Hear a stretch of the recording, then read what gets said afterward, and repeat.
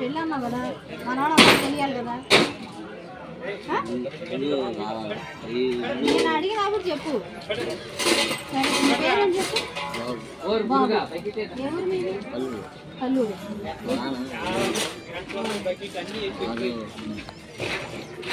గట్టిగా చెప్పు వినపడలా. ఇల్లు లేదు, అద్దె. పెళ్ళి కుదిరింది అన్నావు ఎప్పుడు? 5 నెలలా 5 రోజులా?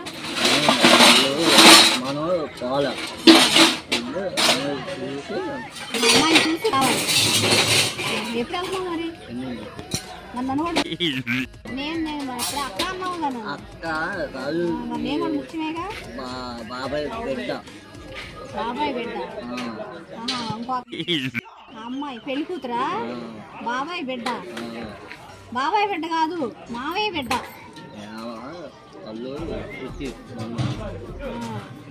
వాళ్ళే వచ్చారు. ఎంత ఇస్తానన్నారు మనకి? ఓ తీసుకోపోతే ఎట్టా? మన మగ పిల్లవాడమే.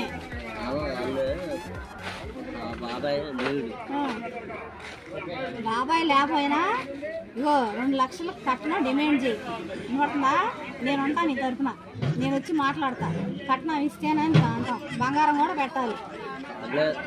మొత్తం వాళ్ళేనా? ఉందా ఆస్తి? మరి ఇంకే నేను అడుగుతాగా, నీకెందుకు భయం? నేను అప్పుడు అక్క అన్నావు కదా. మరి నేను కూడా ముఖ్యమేగా. బాబాయ్ బిడ్డ. ఇంకో ముందే పోతారా? సరే నువ్వు ముందెళ్ళి అడుగు, నీ వెనకాల నేనుంటా. సరేనా?